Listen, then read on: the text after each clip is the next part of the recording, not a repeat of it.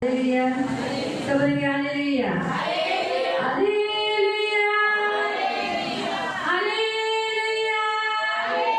Bola Yesu Maharaji जय. बोला यीशु महाराज की जय. बोला यीशु महाराज की जय. मैं प्रभु के नाम में आपका स्वागत करते हूँ. मैं प्रभु यीशु का नाम में सर्वांचं स्वागत करते हैं. परमेश्वर को धन्यवाद देते हैं कि प्रभु आज हमें उपवास प्रार्थना में लेकर आया आणि प्रभूच्या नावाचा धन्यवाद असो की आज तो आपल्याला उपवास प्रार्थनेमध्ये घेऊन आला. पहिला दिन है प्रभु आणि आज उपवासाचा पहिला दिवस आहे. प्रभु के नाम को धन्यवाद.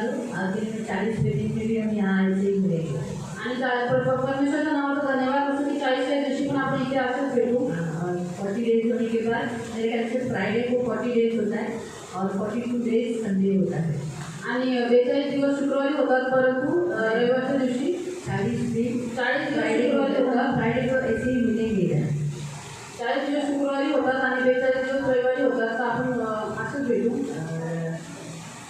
तारीख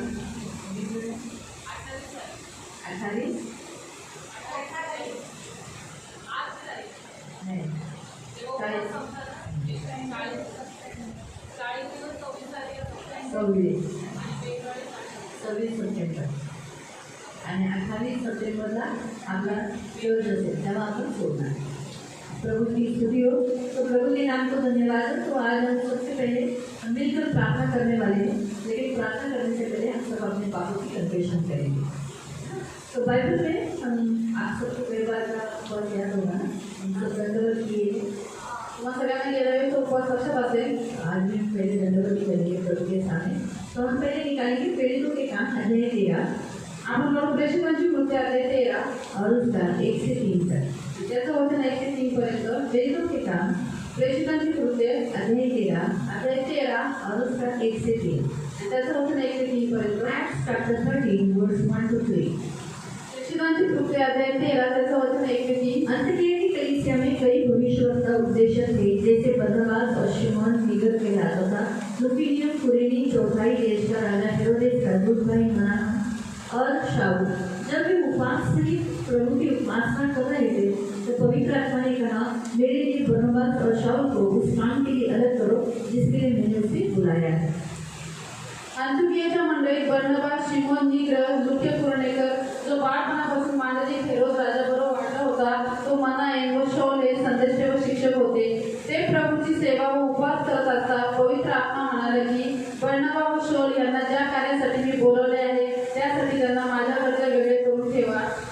तेव्हा त्यांनी उपवास प्रार्थना करून आणि त्यांच्यावर हात ठेवून त्यांची रवानगी केली. हम यहाँ देखते हैं कि कलीसिया ने उपवास किया है आणि आपण बघतो की मंडळीने उपवास केलेला आहे. पहिले आपण देखते हैं शिष्यों कभी उपवास किया ही नहीं था आणि पहिले आपण बघतो की शिष्यांनी कधी उपवास केलाच नव्हता. इसीलिए प्रियो जब मत्ती अध्याय में अगर जाओगे, मत्ती अध्याय 9 में जाओगे आणि जब मत्ती अध्याय 9 मध्ये आपण गेलो तो यहूदा के चेले यीशु के पास आकर कहने लगे आणि यूहन्नाचे शिष्य प्रभु यीशुकडे येऊन म्हणाले, मॅथ्यू 9 आणि मत्ती अध्याय 9 उसका 14 से आणि त्याचं 14 पासून मॅथ्यू 9 उसका 14 से आणि मत्ती अध्याय 9 त्याचं 14 पासून. यहूदा के चेले ने यीशु के पास आकर कहा कि क्या कारण है कि हम और फरीसी के जो शिष्य है वो उपवास करते हैं लेकिन तेरे चेले उपवास नहीं करते. आणि यूहन्नाचे शिष्य प्रभु यीशुकडे येऊन म्हणाले की आम्ही आणि फरीसी पुष्कळ उपवास करतो परंतु आपले शिष्य उपवास करत नाही. तो यीशु ने कहा, क्या बराती जब तक दूल्हा साथ रहेगा तो क्या उपवास करेगी.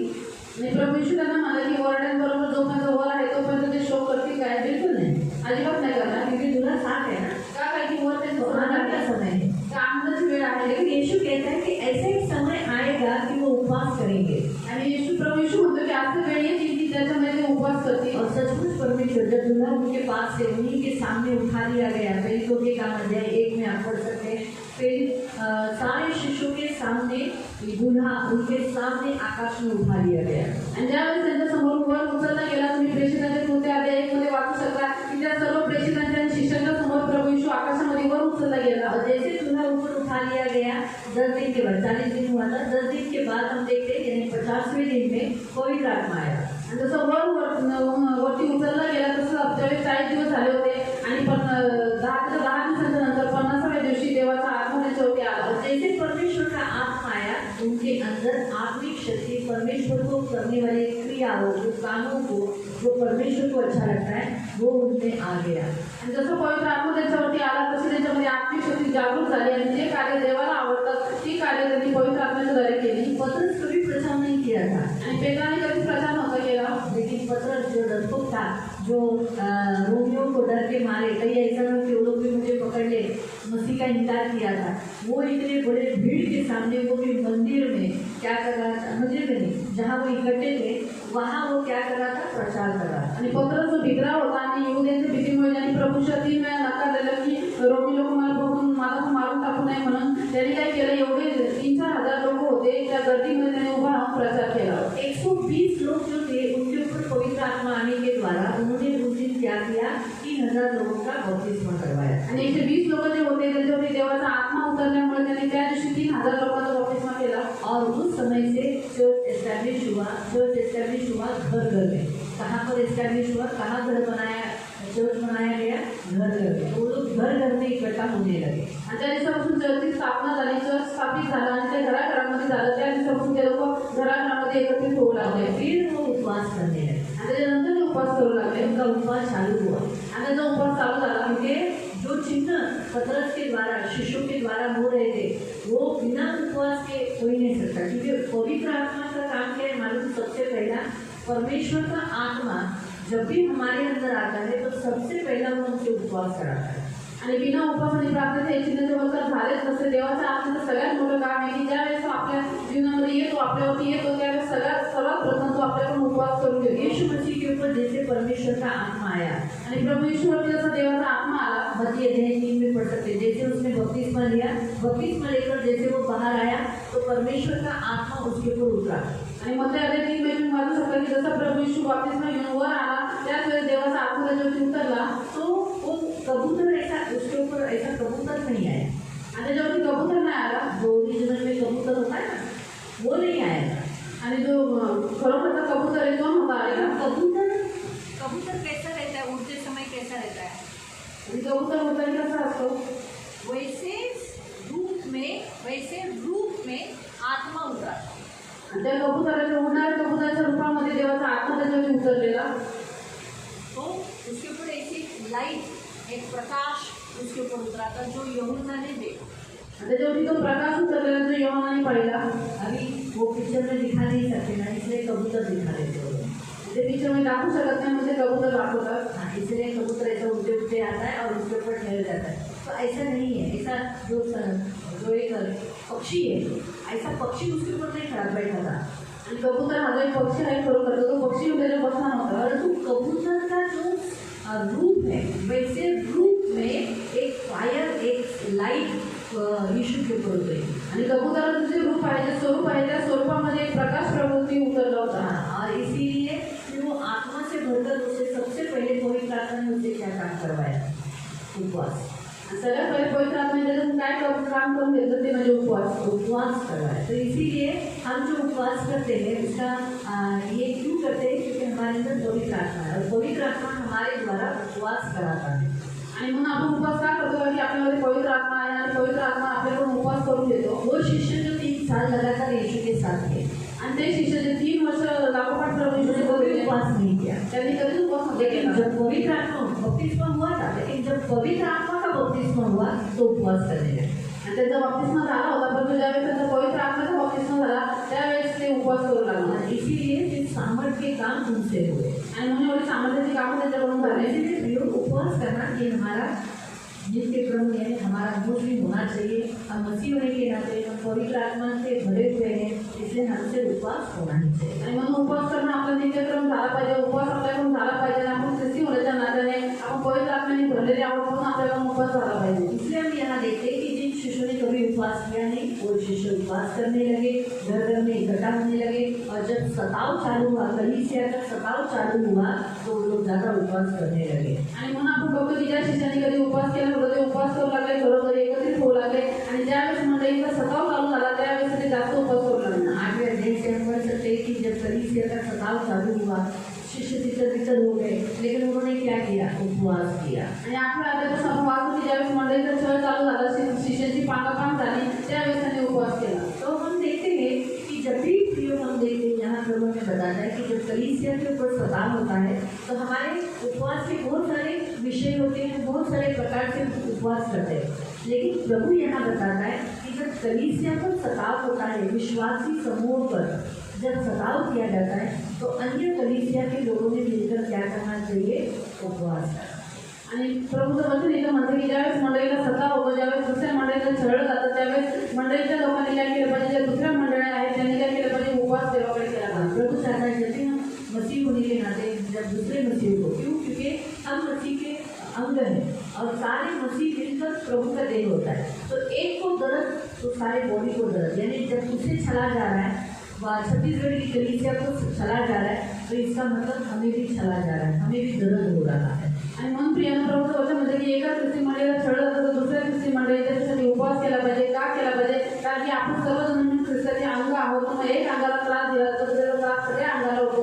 म्हणून छत्तीसगडच्या मंडळीला जर छळलं जातं, सतवलं जातं, तर आपण त्यांच्यासाठी उपवास आणि प्रार्थना केली पाहिजे। एक अंग को सताया जाता है, एक अंग को दर्द है, तो सारे देह को दर्द होता है। आणि एक अंगामध्ये जर दुखणं आहे तर त्याच्यामुळे सगळं अंग दुखत असतं। जब एक अंग को शोभा दिया जाता है तो पूरे शरीर की शोभा होती है। आणि ज्यावेळेस एका अंगाची प्रशंसा केली जाते तर पूर्ण शरीर आनंदित होतं। 26 वचन में लिखा है, पहला कुरिन्थियों की पुस्तक अध्याय 12 उसके 26 में लिखा है, इसलिए यदि एक अंग दुख पाता है तो सब अंग उसके साथ दुख पाते हैं। यदि एक अंग की बड़ाई होती है तो उसके साथ सब अंग की बड़ाई होती है। आणि कोरिन्थिकांच्या पत्रामध्ये लिहिलेलं आहे की ज्यावेळेस एक अंगाचं दुःख होतं त्यावेळेस सगळ्या अंगाचं अंग दुखतं, आणि ज्यावेळेस एक अंगाची प्रशंसा होते त्यावेळेस सगळ्या अंगाला आनंद होतो। तो आज संसार में बहुत सारे मसीहों को सताव हो रहा है, तो उस सताव के कारण हमें क्या करना चाहिए? उपवास। 26 पहला कुरिन्थी 12 का 26 जो हमें पढ़ा हो, तो उसके अनुसार प्रियो हमें उपवास करना जरूरी है, ये प्रभु हमें बताता है। आणि जेवढा मंडळीला छळ होतो त्यासाठी आपण उपवास करणं फार गरजेचं आहे, प्रभू आपल्याला शिकवतो। तो हम कलीसिया के साथ साथ अपने पापों के लिए भी हमें पश्चाताप करना, मन फिराना बड़ा जरूरी होता है। आणि मंडळी सोबत आपल्याला आपल्या पापासाठी क्षमा मागणं, पश्चाताप करून मन फिरवणं फार गरजेचं आहे। प्रभु ने कहा जब तू उपवास करे तो तू क्या कर? तेल मन अपने मुंह को धो ले, मतलब क्या है? तेल मन यानी अपने आप को थोड़ा अलग कर ले और मुंह धो यानी कन्फेशन करे, अपने एक एक पापों को कन्फेशन करे। आणि प्रभू म्हणतो की ज्यावेळेस तू उपवास करशील त्यावेळेस तुझ्या डोक्याला तेल लावून आपले तोंड धुवून, तेल लावणं म्हणजे थोडा वेळासाठी वेगळं होणं आणि तोंड धुणं म्हणजे आपले पाप कबूल करणं। कन्फेशन करना बहुत जरूरी है, क्योंकि यदि हम हमारे पापों को कबूल नहीं करेंगे तो हमारे पाप बने रहेंगे और वो गढ़ बन जाएंगे। आणि पापाची कबुली करणं फार गरजेचं आहे, कारण की जर आपण आपले पाप कबूल नाही केले तर ते तसेच बनून राहते, त्या पापाचा गड बनून जातो। बाइबल हमें खास बताता है पापों की कबूली करना। आणि बायबल आपल्याला विशेष करून सांगते की आपल्या पापांची तोंडाने कबुली करणं, कबूल करना कि हाँ मैं पापी हूँ, मुझे क्षमा कर, मैंने दुखाया। अक्सर दूसरों को इल्जाम लगाते, दूसरों को दोष लगाते, और बाइबल बताता है दोष देने का कारण भी हो तो भी तुम क्या करो? क्षमा करो। लेकिन जब हम उपवास करते हैं तब हमें हमारे पाप याद आ जाते हैं। आणि बायबल म्हणतो आपण नेहमी काय करतो? दुसऱ्यांवरती दोष लावतो, हा शरीर तशी आहे, परंतु वचन काय म्हणतं की जर कोणाला दोष देण्याचं कारण जरी असलं तरी बायबल आपल्याला सांगते की आपल्याला क्षमा करायचे। म्हणून ज्या वेळेस आपण उपवास करतो त्यावेळेस आपल्याला स्वतःची पापं आठवतात, लोकांची नाही। और प्रभु चाहता है कि हम दूसरों की प्रार्थना करने से पहले हम क्या करें? अपने पाप जरूर कबूल करें। आणि प्रभूची इच्छा आहे की लोकांसाठी प्रार्थना करायच्या पहिले आपण स्वतःची पापं नक्की कबूल करायची। हमारे देश के लिए और बहुत सारे विश्वासी समूह के लिए प्रार्थना करेंगे, लेकिन हमारे ही अंदर अभी भी पाप है तो क्या होगा? रुकावटें होगी, प्रार्थना के लिए रुकावटें होगी, उत्तर पाने के लिए रुकावटें होगी।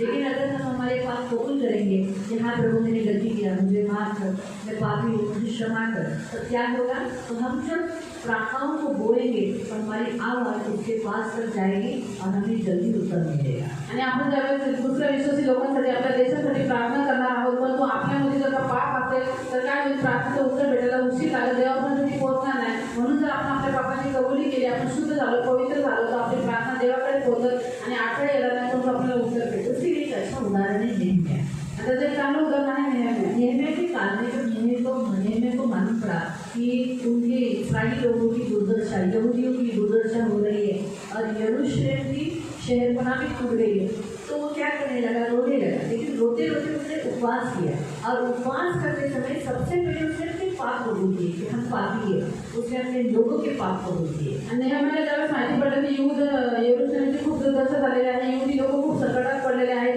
यरूशलेमचा कट तुटलेला आहे, त्यावेळेस त्याने काय केलं की तो हे सगळं ऐकून तो विलाप करू लागला, रडू लागला। परंतु तो रडला नाही, त्याने उपवास केला आणि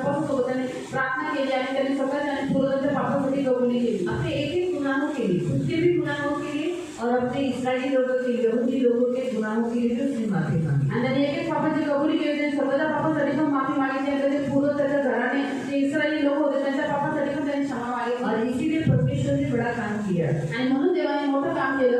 कि यहाँ निहम्याह के अध्याय 1:7 में लिखा है, हमने तो तेरे सामने बहुत बुराई की है, जो आज्ञाएं विधियाँ नियम तूने अपने दास मूसा को दिए उसकी हमने नहीं माना।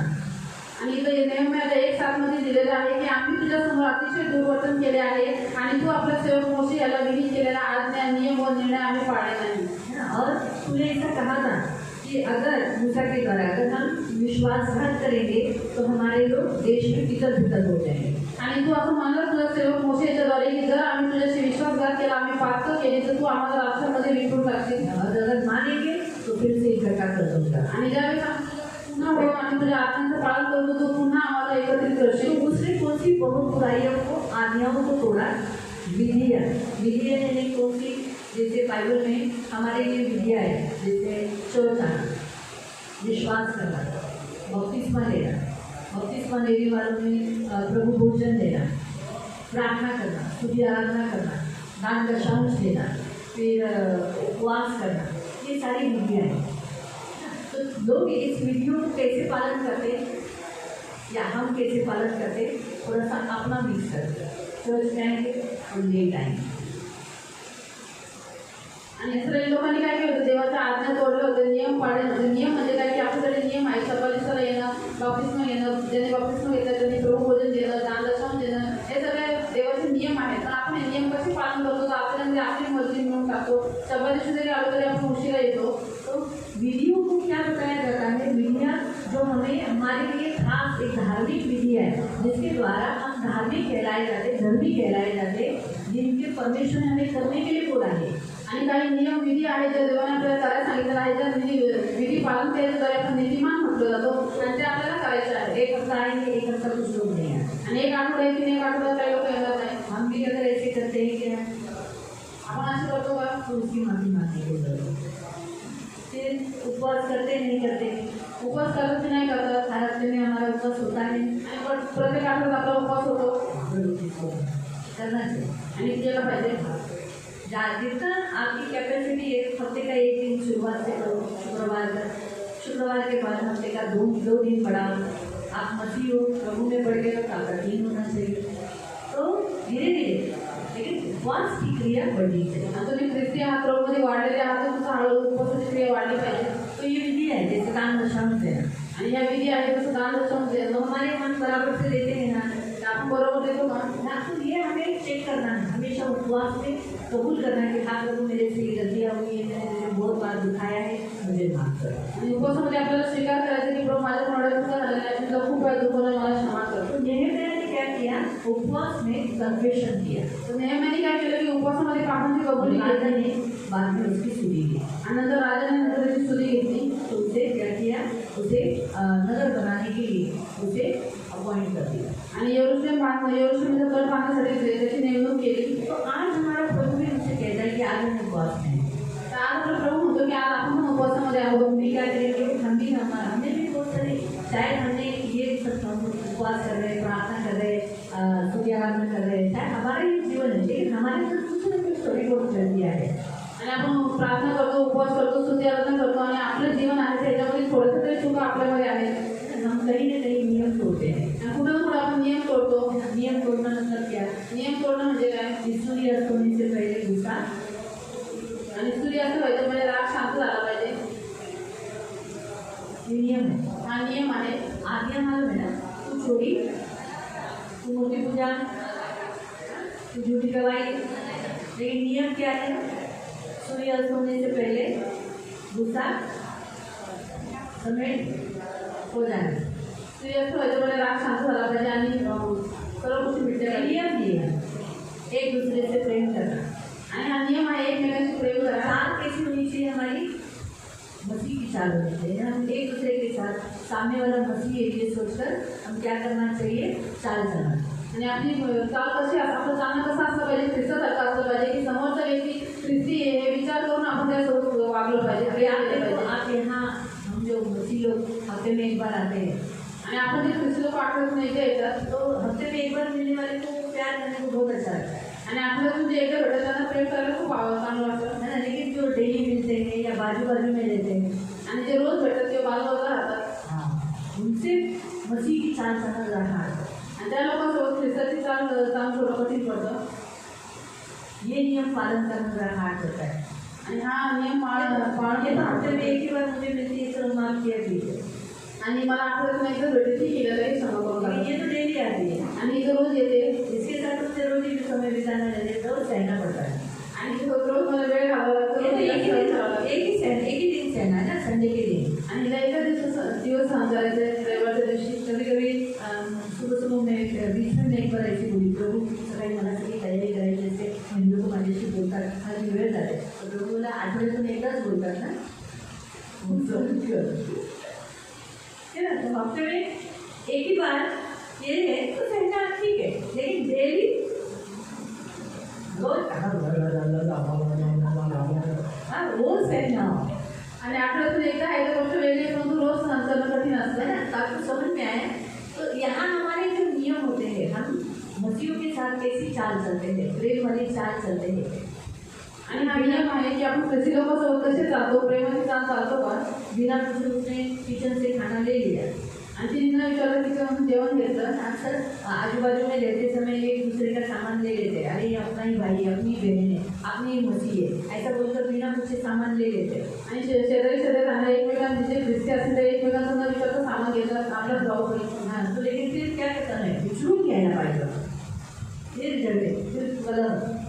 छोटी छोटी बातों में क्या होता है, रिश्ता खराब हो जाता है. आणि या छोट्या छोट्या गोष्टींमध्ये नातं बिघडतात. है ना. तो नियम नहीं चलते, इस नियम को हम तोड़ते हैं. तो ऐसी बहुत सारी बातें हैं. मैंने छोटे मोटे उदाहरण दिए जो हमसे अक्सर होते हैं.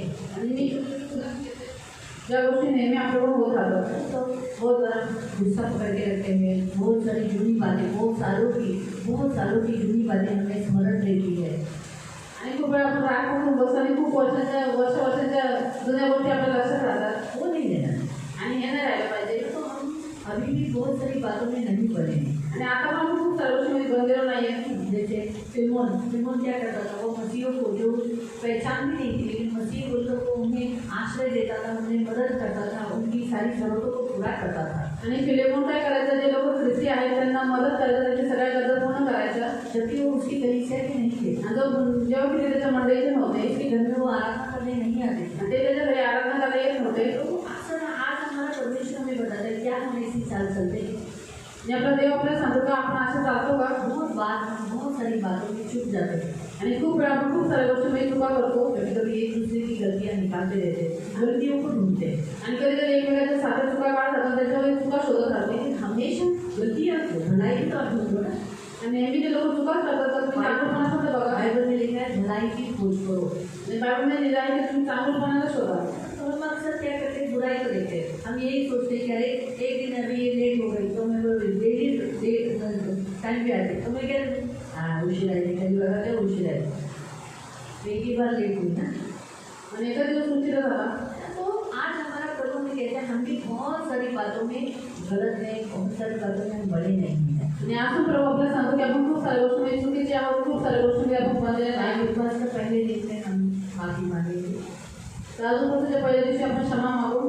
कल से मैं एक पॉइंट बताऊंगी उस विषय के प्रार्थना. उद्यापासून एक मुद्दा प्रार्थना नहीं, माफी मांगे. उद्यापासून एक मुद्दा सांगत त्या विषयासाठी आपण माफी मागू. आज हम जो करते हैं हमसे अभी भी बारम्बार जो गलतियाँ हो रही है, पाप हो रहा है, कमजोरी हो रही है, उसे हम प्रभु के सामने कबूल करें. आणि आज आता आपण जे काही पाप करतो, वारंवार तीच पाप करतो, आपल्याकडून चुका होतात, तर ती पाप जी कमजोरी जी निर्बलता आहे ती देवासमोर आपण कबूल करू. माफी मांगेंगे. आपण क्षमा मागू. हम सब अपने घुटने पड़ा रहते हैं. जिसको दंडवत करने नहीं आता है तो वो घुटने पे या खड़े होकर कर सकते. और जिसमें सभी लोग मोस्टली सबको आता है दंडवत करना, प्रभु के सामने सोकर प्रभु से मांगे. तर आपण प्रभू समोर दंडवत करू आणि क्षमा मागू. और प्रभु के सामने दंडवत करके ये माफी मांगना अतिशय अच्छा है. मेरे साथ हमेशा विश्वास करती है, मुझे बहुत दर्द दिया, लेकिन हम जैसे तुमने तेरा प्रेम हमसे कम नहीं किया, लेकिन इसके लिए ऐसा नहीं कि हम पाप पर पाप करते जाए, कदापि नहीं किया. इसलिए हम पर हमें माफ़ कर प्रभु. आज इस सुबह प्रार्थना में हम लोग